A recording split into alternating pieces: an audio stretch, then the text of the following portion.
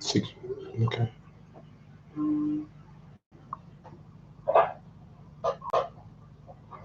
Hello?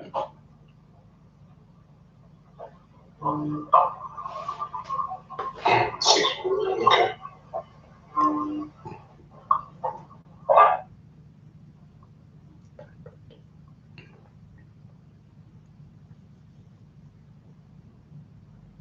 Hello?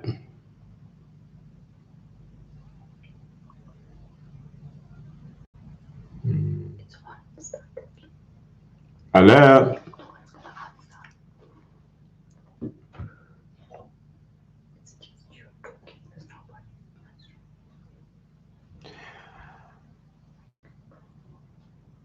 Good evening.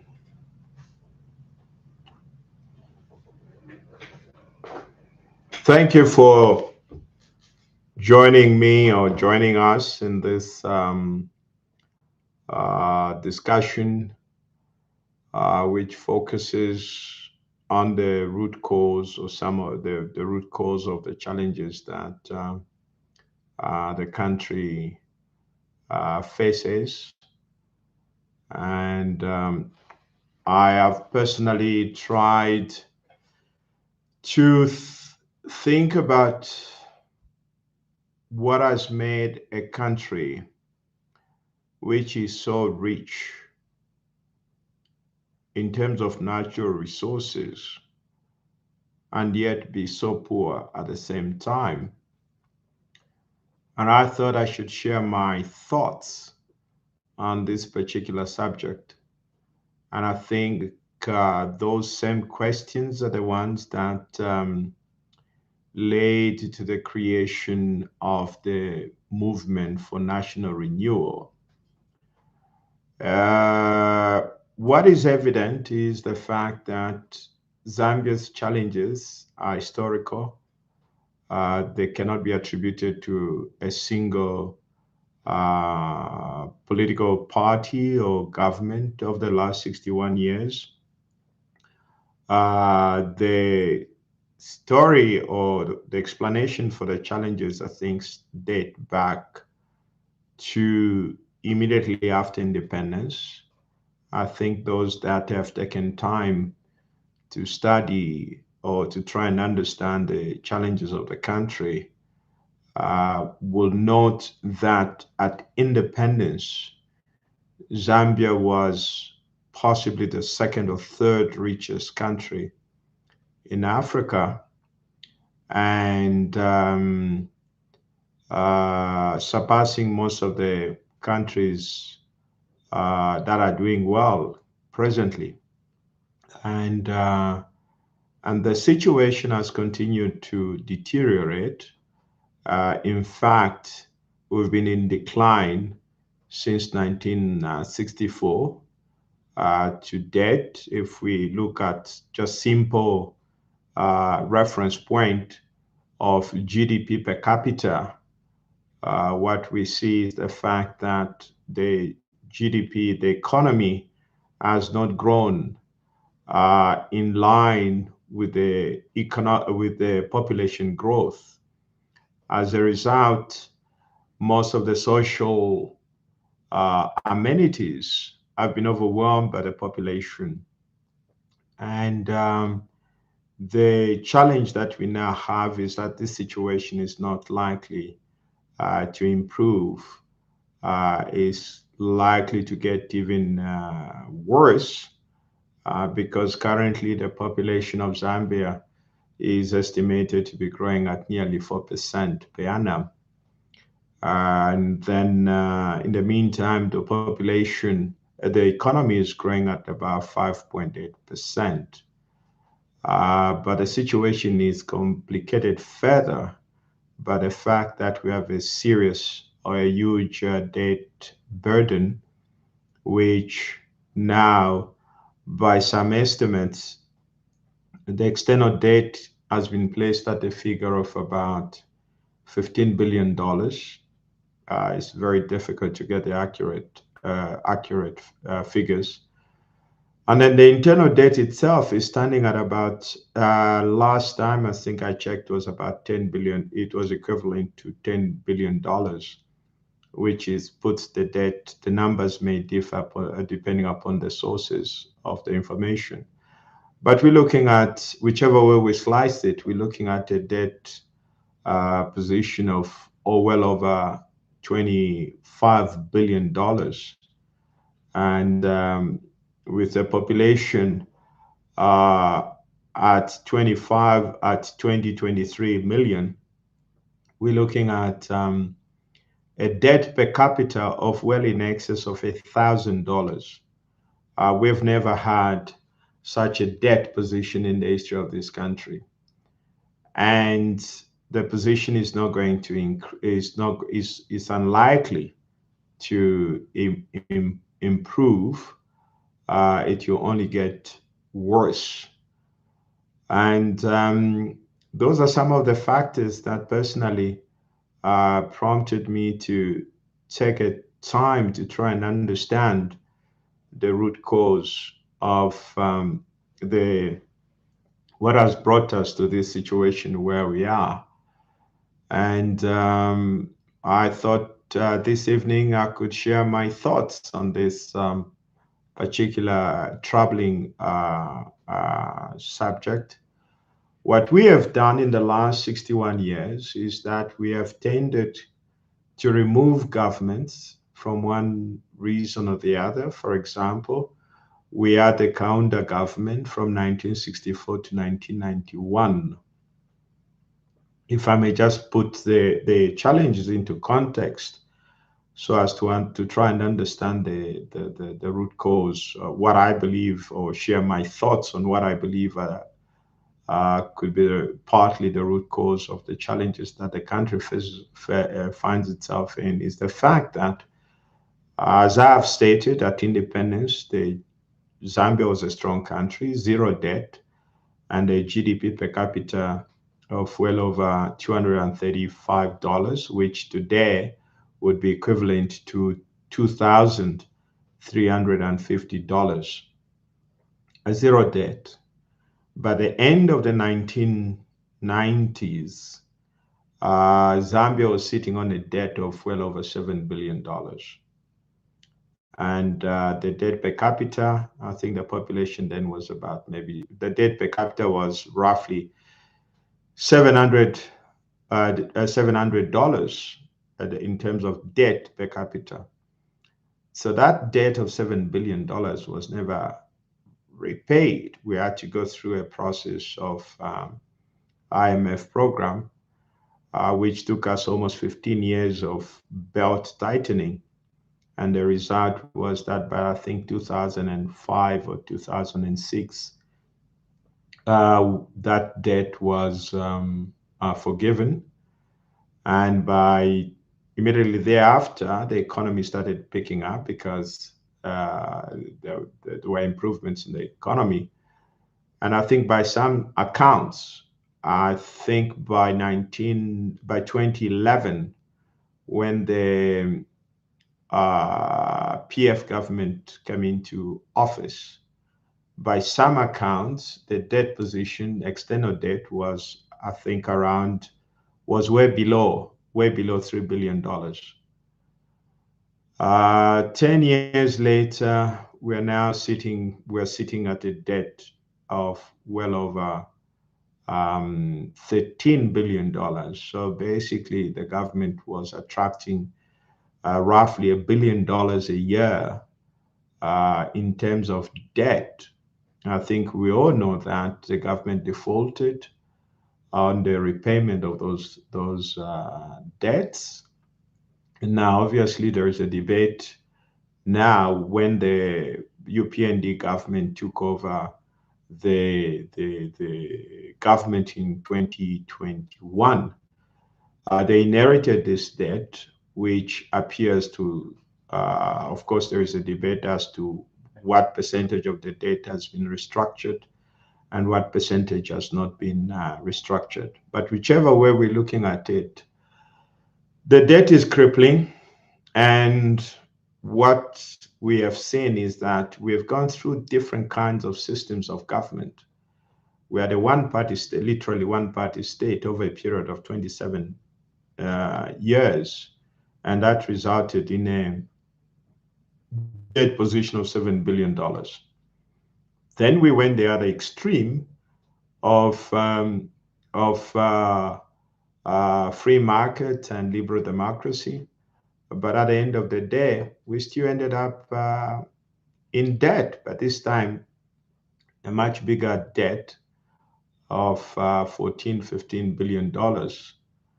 And these are the real challenges. And whichever way the government slices the figures, but the impact on the ground is being felt.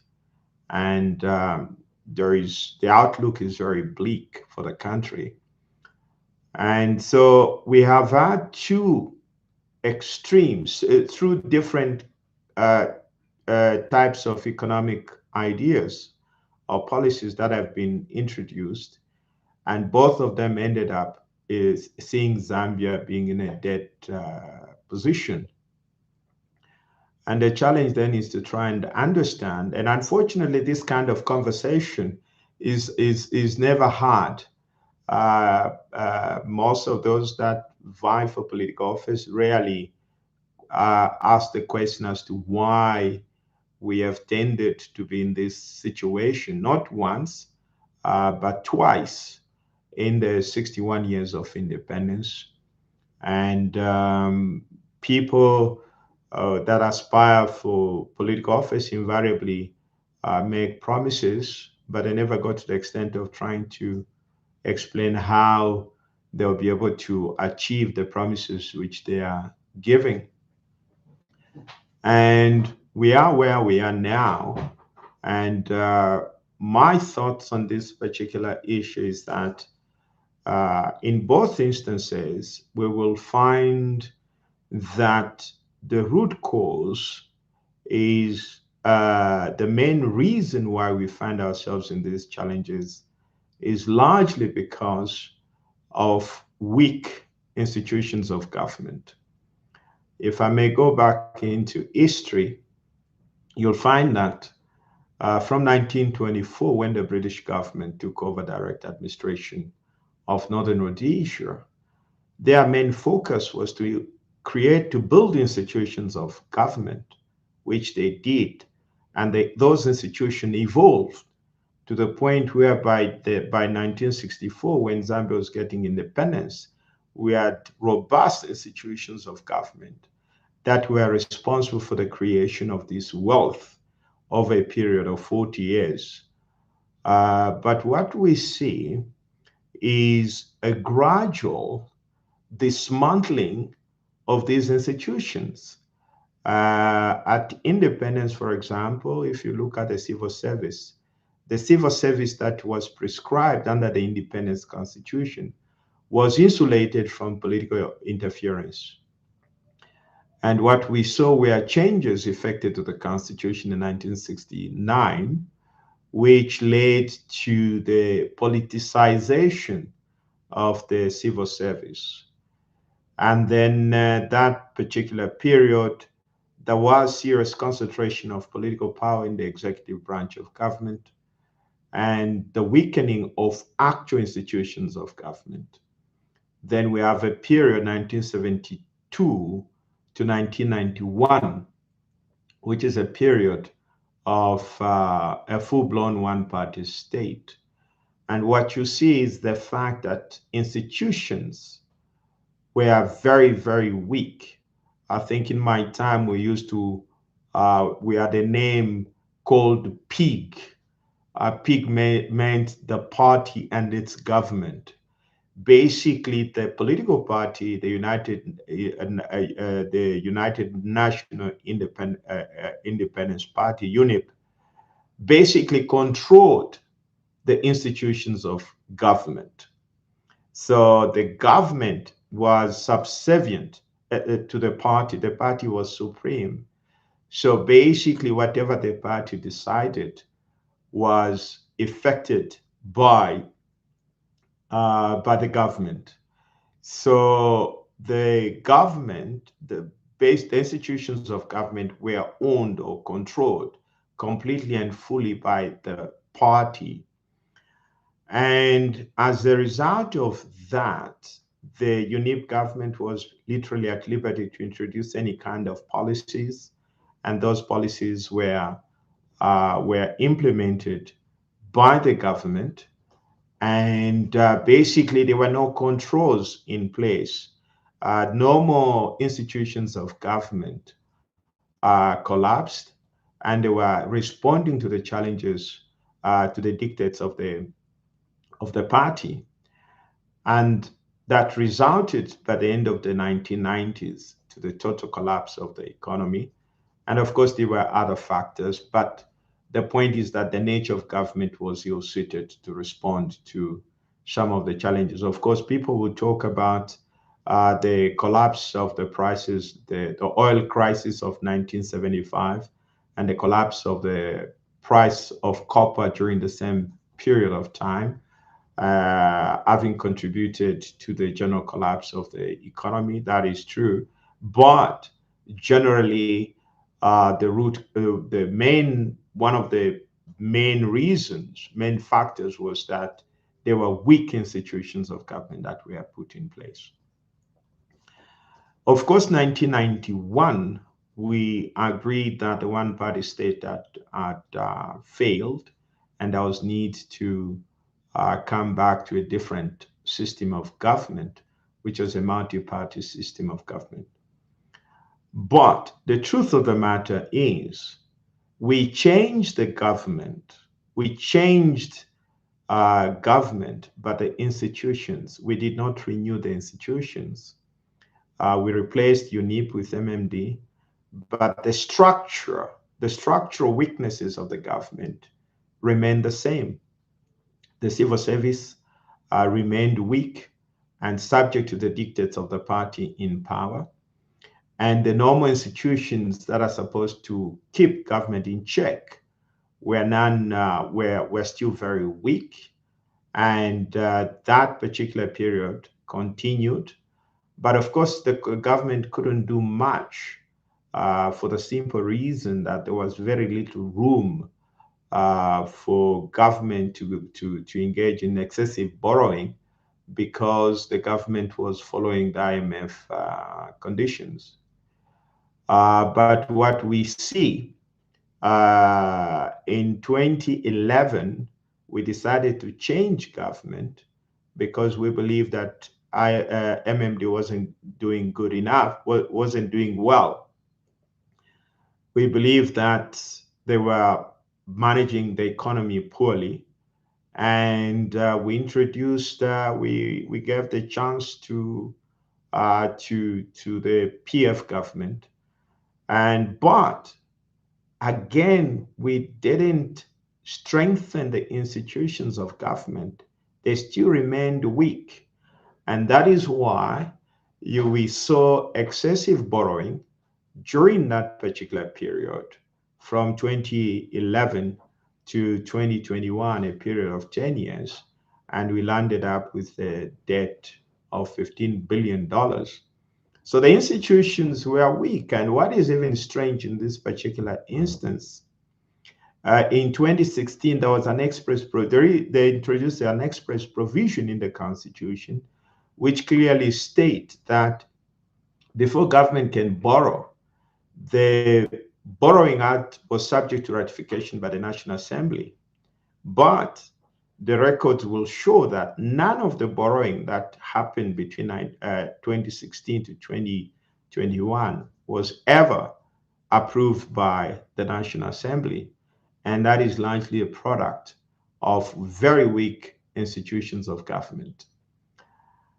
And comes 2021, we replace the government again, but what we still have are the same institutions, weak institutions. In fact, between 2021 to date, the institutions of government are even weaker than they were during the time of the PF.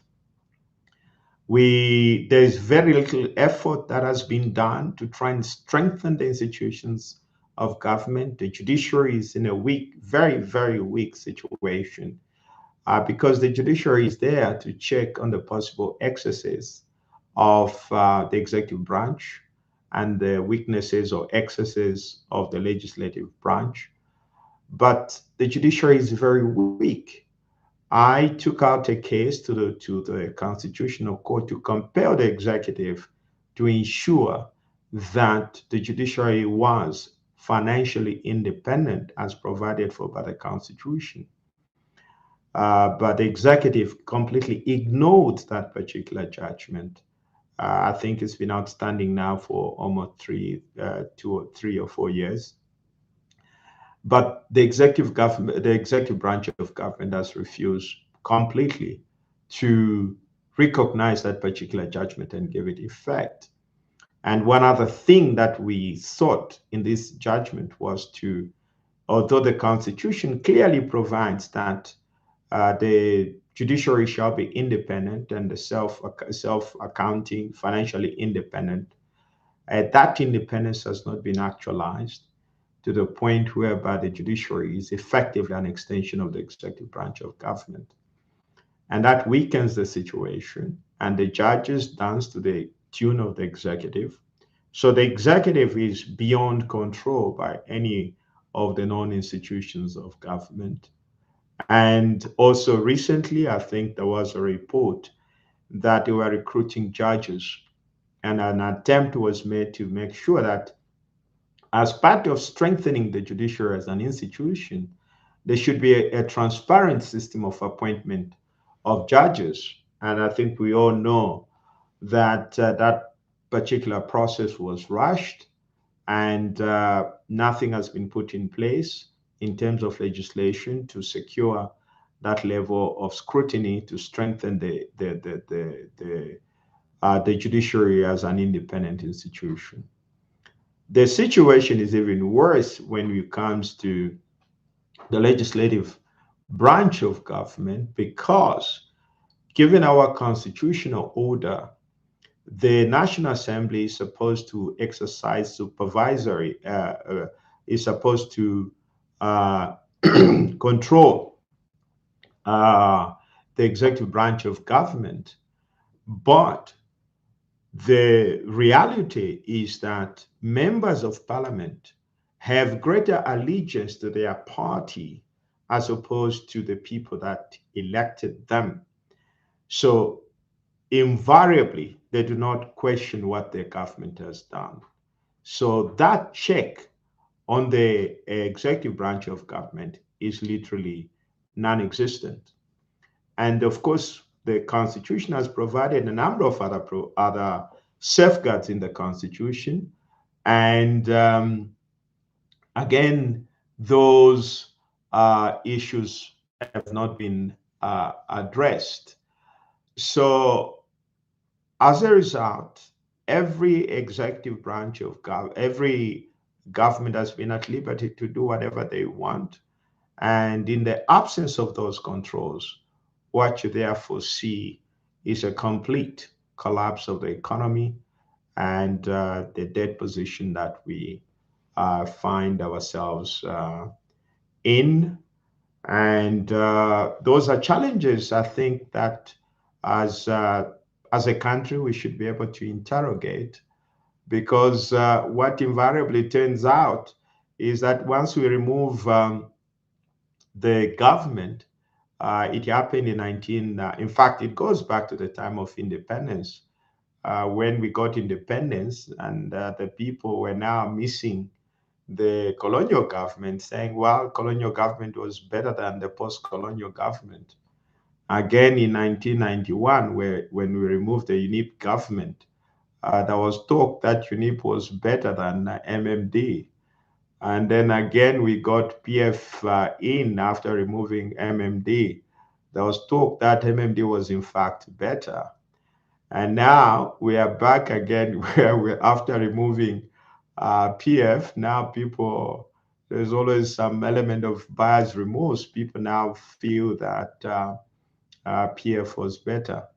But the fact remains that we do change government, but without having to change the actual institutions, or we do not address the root cause of the problem, and which is partly weak institutions. Therefore, every government that comes into power is at liberty to do whatever they please.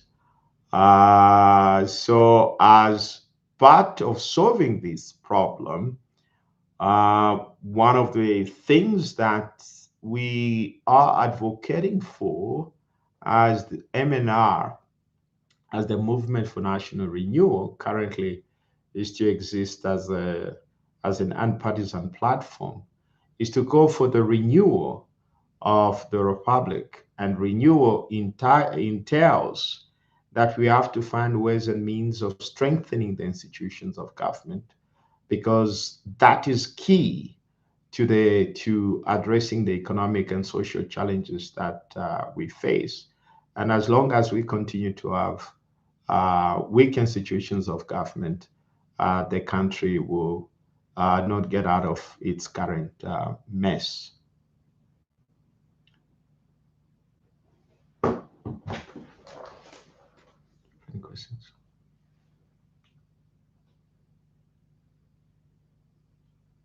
Okay, there's a question here. Have you never raised issues with Zambia not having a constitution of its own? There have been amendments to the colonial laws, such as the public order. Yeah, the the problem is not so much to do with the Public Order Act, but I think the main issue really is the Constitution itself, because the Constitution is the foundation on which all institutions of government rest. So the Constitution is structured in such a way that there has to be checks and balances, and that is what has not worked. As a result, the executive branch of government has remained all powerful and at liberty to pursue policies, and those policies have led to the destruction of the country, and that is what needs to be addressed. And the point also to acknowledge is the fact that the institutions are just as good as the people themselves. So constitutions are not self-executing. They require the participation of the people to be able to um, uh, uh, uh, the constitution is just as good as the people themselves. So part of the things that we have to do is to be able to do everything possible to make sure that we stick to the provisions of the Constitution. Yeah, there is another question here, which is suggesting that as long as Zambia has never had a constitution of its own, we'll be going round in circles. E.g., we have colonial laws. Yeah, that's the same question. The problem is not whether we have had a constitution of our own or not. We have had constitution of our own, okay, because the colonial constitution of 1964 was not imposed, was negotiated by the parties, political parties in Northern Rhodesia in 1964, the British government, as well as the Northern Rhodesia government. But even then, the 1973 constitution was an homegrown constitution that was put together by the Chona Commission. And again, the 1991 Constitution was our own constitution that was put together by the Mvunga Commission. And then we have had amendments in 96, which was based on the recommendations of the Monakatwe Constitution Commission.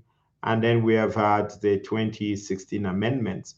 All these amendments are designed to give the constitutional order in Zambia its own homegrown flavor. But that is just a text. Even though the constitution has been put in place, there has been complete lack of respect for what the Constitution says.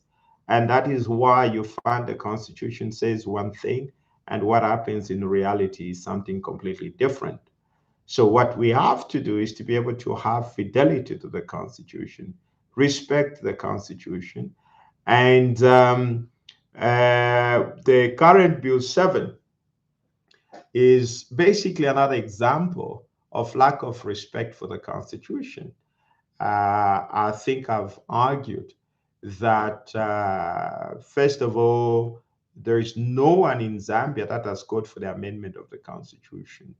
And there is no rationale for amending the Constitution within a couple of months before the election. And what is happening is a complete disregard for the Constitution. And whatever exercise is going on is in fact in direct contravention of the decision of the Constitutional Court, which was issued in June. That is another example where we have complete lack of respect for the Constitution. So it is not that the Constitution is not homegrown, but I think it is our lack of respect to the Constitution.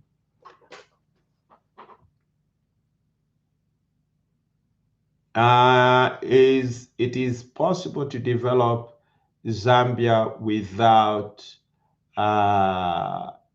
is it possible? It is possible to develop Zambia without debt. Yes, it is possible, but it requires a very high degree of discipline. And that is the sad part of our story. We have so much in terms of resources and yet so poor. We can, but right now, before we can even talk about developing Zambia, we have to talk about how we pay back the debts that we have.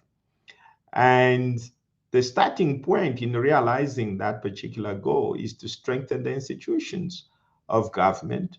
For instance, it is possible to achieve that objective, but it requires discipline. It requires discipline and clear attention to what the provisions of the Constitution and the law stipulates. But before we can talk about developing without debt, we are already in debt. So the question that is there is, can Zambia get out of its current mess? Can we turn around Zambia and put it on a development path, notwithstanding the debt that it has? By some estimates, this is very hard. And the truth of the matter is that it will be very painful and it won't be a quick solution, but it is inevitable. We have to find ways and means of getting out of our debt position and be able to put the country we have to repay the debts first. And that will require complete way of doing things. So there has to be a complete way of government. For example, there is need to clean up the systems, completely clean up the systems. To achieve that, you will need a very strong judiciary to emerge, to be able to achieve that. That will keep the executive branch in check to ensure that the executive borrows within its means, but the country borrows within its means. But before borrowing first, we need to make sure that we collect what is rightfully due to the country under the existing arrangement, and that you will need a strong judiciary to be able to enforce the existing contracts. And also you will need a very strong legislature to be able to keep the executive branch in check to make sure that it does its part. So it's not just a question of replacing government, a particular party from office. It is also about cleaning up the system to make sure that we strengthen the institutions. One way of doing that is, first of all, to make sure that the civil service works. Right now, it is questionable as to whether the people running the civil service are indeed qualified to be in those positions. So a clear audit of the civil service or civil service of the entire apparatus of government has to be conducted. We're talking about the national government, provincial government, and local government to make sure that these officers in these various parts of government are first of all staffed by people that are qualified to run these institutions. And secondly, all statutory bodies, an exercise ought to be carried out to make sure that the people running these institutions are indeed qualified to occupy these offices. That means making sure that the people that occupy these offices have the requisite qualifications and that they are competent for the job that they perform. I've heard, coming to the issue of repaying, whether we can develop without debt. The other point is also that, for example, people are talking about electricity. Well, that is one of the major issues that we're talking about. And I've heard people suggesting that they have some kind of magic wand which they can wave, and immediately will have load shedding will be gone. But the problem with ZESCO is not just one of generation. One of the things we ought to do is, first of all, to make sure to ask ourselves, first of all, whether we have the right people running ZESCO. ZESCO is a company, which means that you have management and you have the board. The question is, do you have the right people in management running ZESCO?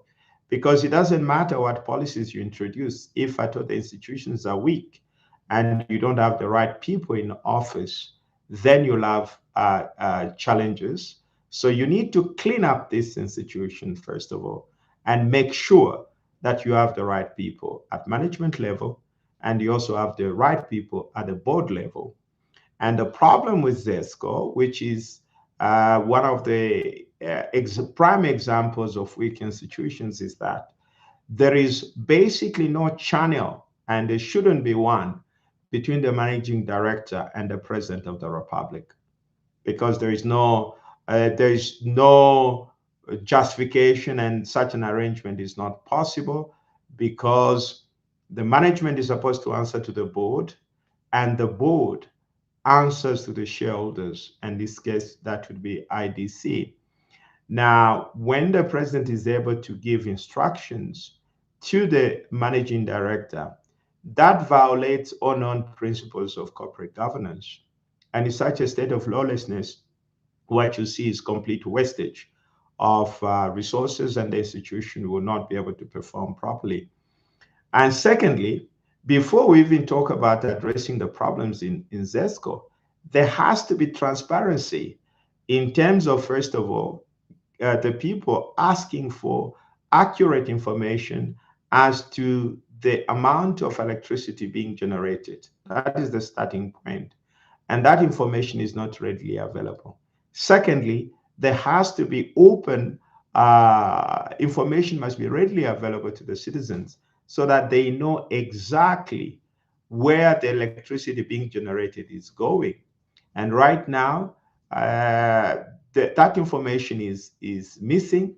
And as long as there is no transparency in the way that ZESCO operates and information about its activities is not available, we will not address these challenges. So the starting point is to be able to fix these institutions before we can address these challenges. There are possibilities that there are leakages within these institutions, which is highly likely, but that is happening because the institutions are weak. So as part of that process, institutions won't work on their own. Citizens must also take active interest in the operations of these public institutions. We should be able to demand information. For example, all the power purchase agreements should be publicly made available so that citizens can interrogate them. Okay, and information should be readily available to anyone that is interested in verifying what exactly is happening to these institutions. But that doesn't happen. And obviously takes us to the other critical issue, which we most people are now talking about, which is the mines. Yes, and what is happening with the mines is a tragedy in the sense that wealth is generated in this country. I come from Muflera, where copper has been mined for nearly 100 years. But you go there, Muflera looks like a war zone. That is very sad. But again, we can't blame these mines, these for people that have invested in these mines, the people, the foreign companies running these mines. We have to blame our own governments. We have to blame our own governments because it is our duty to ensure that these companies operate within the law. They respect our laws, they respect our constitution. And if our enforcement mechanism is poor, then these institutions will take advantage uh, of these weaknesses and be able to do whatever they want. So the starting point, I know people have said they have expressed interest in making sure that Zambia has a stake in these mines. Yes, that is important. But before we can do that, we have to clean up our own acts and find out, first of all, why is it that we are not getting what is rightfully due to the republic?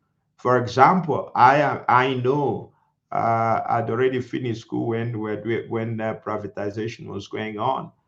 Most people remember that at the time when privatization was going on, the price of copper was $3,000 a ton at the time, and even with obsolete technology, these mines were sold because they were seen to be profitable. But today, with improvement in technology and the price of copper at 10,000, I think, or over $10,000 a ton, you can see the margin of growth. But what is the direct benefit to the republic given that scenario? Now, these are the issues that we should be interrogating, and the outcome and the root cause of these failures to get the right what is due to the republic is largely due to weak institutions. For example, ZRA the Zambia Revenue Authority is on record as having said that they lack the capacity to be able to audit or monitor these mining firms. I think, and that is a clear admission of institutional weakness. Now, if you pride yourself as a country, and that the mines provide a significant, contributes a significant as a significant contribution to the GDP, then you should be able to equip such an institution to make sure that it is able to collect what is rightfully due to the republic. So at the end of the day, before we start doing whatever we need to do, we need to acknowledge the fact that institutions in Zambia are weak, and therefore it doesn't matter what we do. Zambia's challenge is not policies. The policies are there, but policies are not self-executing. The policies do not execute themselves. They require institutions and personnel, the right institutions to be able to execute and execute those policies. These are the challenges that we face. And a lot of people in government are saying, well, we're going to push copper production from 1 million to 3 million. Even if you go to 3 million tons, Zambia will still be poor, okay, because of weak institutions. What we should be talking about is how much revenue are we collecting now that we are generating 1 million tons of copper every year? How much are we realizing from that before we can even talk about the increase? So at the end of the day, no country can develop with weak institutions. You can change governments as many times as you want, but at the end of the day, there is need to enforce. We've been changing governments, but the systems of government have remained the same. And that is why we are saying the country, after 61 years of independence, needs a renewal.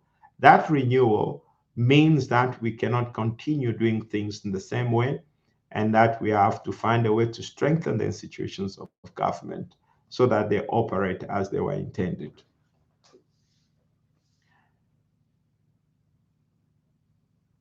Well, there is another question posed as to what is um, my position on the tax holidays.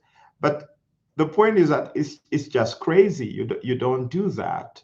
There is always an overriding considerations that people should take into account, which is when you're running government, you do not enter into any policy, you don't take any policy decision without interrogating as to how that policy decision will favor the country. So at the end of the day, every government looks out for itself, and that is what we should be doing as Zambia. Clearly, that particular those tax holidays do not are not detrimental to the country.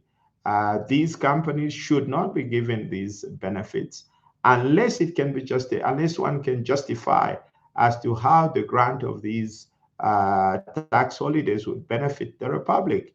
If they don't, then it is simply criminal to provide such incentives. Now, the incentives they should be justifiable, and there should be cause to believe that those incentives will ultimately benefit the country. But the truth of the matter is that whatever has been done, whatever has happened, has not benefited the country at all. We shouldn't be in a position that we are in, given all the resources that we have at our disposal. There is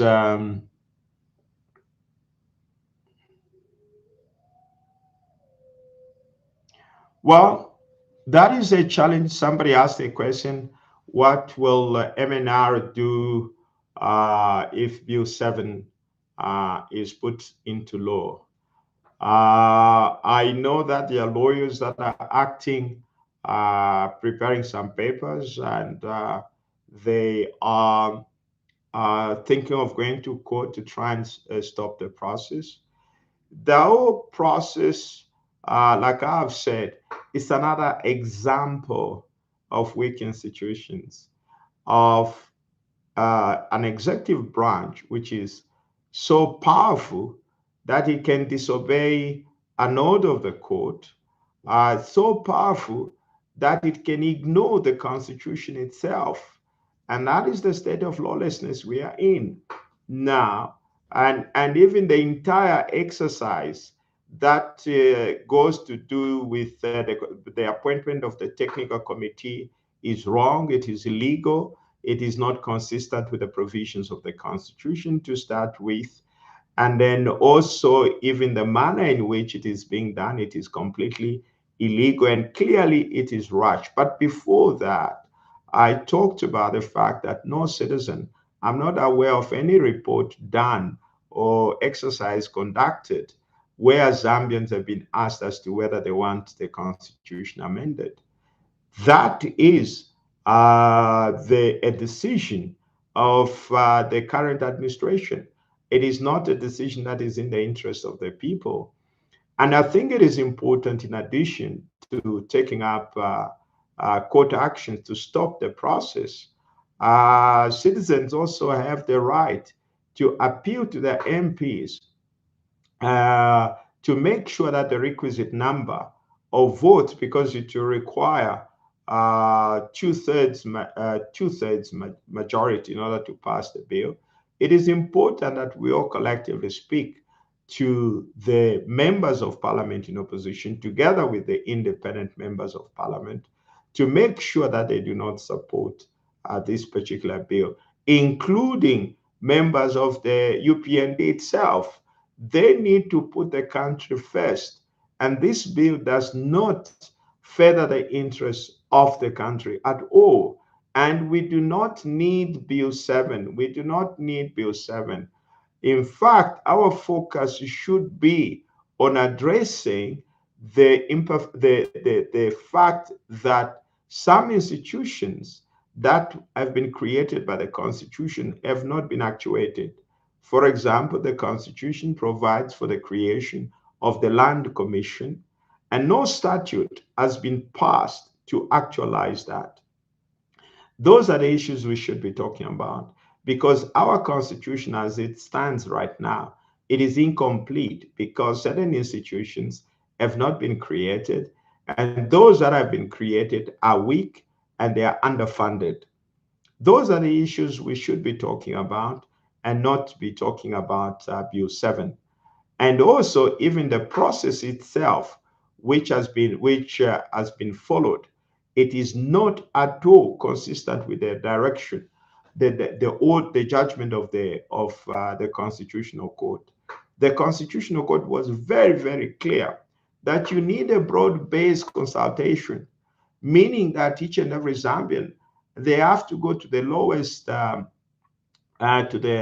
lowest unit of the republic and get the people perhaps to go to have the broadest consultations possible.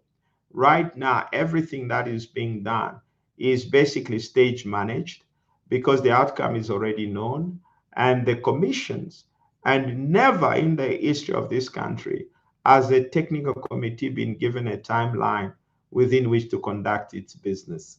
It is given the mandate. It is up to the technical committee to determine its own timetable.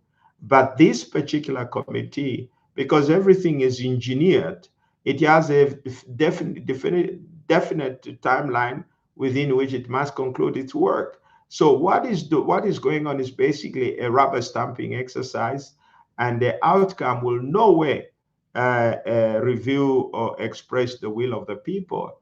And already the outcome, most people have refused to take part. And in fact, if you read the judgment of the Constitutional Court, the Constitutional Court directed that the procedure to be followed should be similar to the one which resulted in the draft constitution of 2016. That is what they prescribed. And that particular process was broad based, and the largest number of people possible took part in that exercise. But what is going on in no way comes close to what the Sulungwe Commission Technical Committee did. So everything is a sham. I think it underscores the point that I've been making, that our biggest challenge, the biggest challenge that we face as a country, is that we have weak institutions. Okay, and as long as those institutions are weak, we're not going anywhere, and our economic and social challenges will continue. But I do remain hopeful in the sense that, if I may just backtrack, that the Constitution is as good as the people themselves. For example, I should have expected people that are members of the technical committee to take part in the technical committee, because the technical committee is a sham. What they are doing is that they are facilitating a fraud on the people. And these are things that should never be allowed to happen in a democracy, and most importantly, in a constitutional democracy. So, which means that there are people that are willing, for whatever their incentives are, to take part in this particular fraud on the republic, which is very sad. But this is the reality we're dealing with, and I do believe this is not the end of the chapter. I do hope that the members of parliament will be able to rise to the same occasion that they did under the reign of the PF, and be able to defeat Bill 7. That is the tragedy, unfortunately. And also, this is partly explains our challenges to the economic and social challenges we face, because no serious investor will come to a country where the government does not respect its own constitution. Impossible. What you're likely to get are people coming to extract your minerals. That's it. That's why the illusion of having the fact that you can have industries and manufacturing going on is simply an illusion. It won't happen. Okay, it won't happen because such industries are only established in environments where there is rule of law, where there is certainty. And right now, there is no rule of law because there is no respect for the Constitution. First of all, there is complete lack of respect for the Constitution, and rule of law is a challenge. And the point is, if a government can disrespect its own constitution, then we're safe. Not even a foreign investor is safe. So these are the challenges. But when we strengthen our institutions and we provide stability, then we'll be able to attract for serious foreign investment. And that will in turn create jobs. And that in turn will begin to address the economic and social challenges that we face. But as long as the institutions remain weak, we will continue to in the same cycle of elections, which do not produce any change at all. Institutions remain the same. It's like the music remains the same, and what changes is only the choir. So it is important that we acknowledge this fact that our institutions are weak, and we have to talk about how we can strengthen these institutions. And I think our time is almost up. I don't know whether there is another question. Yes, that's an interesting question. Somebody has asked me what will happen to the MNR if at all we don't achieve the um, 1 million target. I've explained that it's an important question, and a lot of people have asked that. Once, if at all, but we remain confident that we should be able to reach that. And all those who believe in what the MNR stand for, I think should go flat out to make sure that we attain that 1 million target. It is achievable. And in fact, I haven't, of all the people that I've spoken to, no one has told me that it is not possible to achieve 1 million supporters by 31st December. I have not heard anybody say that. But the point is that if there are those that believe in the MNR, it is not enough to say we use support. You have to go to the website and register there. That is the only way we can ensure that we have the accurate data as to whether to establish the extent of the support. So you're agreeing with the MNR is not enough. It doesn't count for anything until and unless you go to the website and indicate your position, whether you're going to enter your details, register anonymously or enter your details. Until you do so, your support means nothing if we do not pick up, if you do not register. So it is important. We shouldn't be talking about not reaching the 1 million. We should be talking about how we will reach the 1 million. That is what should be our support, and that should be our focus. And I think the idea of the MNR is born out of the experience of the last 60 years. And we are trying to do things differently. But to answer the question, in the event that we have such an unfortunate outcome, we'll have to analyze data and determine why we haven't reached that 1 million. And that in itself will inform the next step or the next step to take. But we remain confident that we'll reach that 1 million. And it is important, and my plea is that we all register to signal support. And that is very important because that gives credibility to whatever we want to do. And it also provides the basis that it is important for citizens. It is not enough for citizens to say we support, but it is important for the citizens to indicate that support by actually registering, by entering that, by showing their actual support, by entering their details on the website. So we would like to, yes, yes. Somebody else has raised the issue to do with Facebook, Instagram, and Twitter. Yes, that is something that is being worked on. And I must state that what we currently have is not a tailor-made, is not an off-the-shelf system. This is a system that we have built, taking into account the Zambia circumstances and what we'd like to achieve. So we've tried to design it that way. And obviously, in the first 1 or 2 weeks, we had the usual teething problems, and those we've managed to overcome them, and that people are now working to make sure that the MNR has presence on other platforms as well.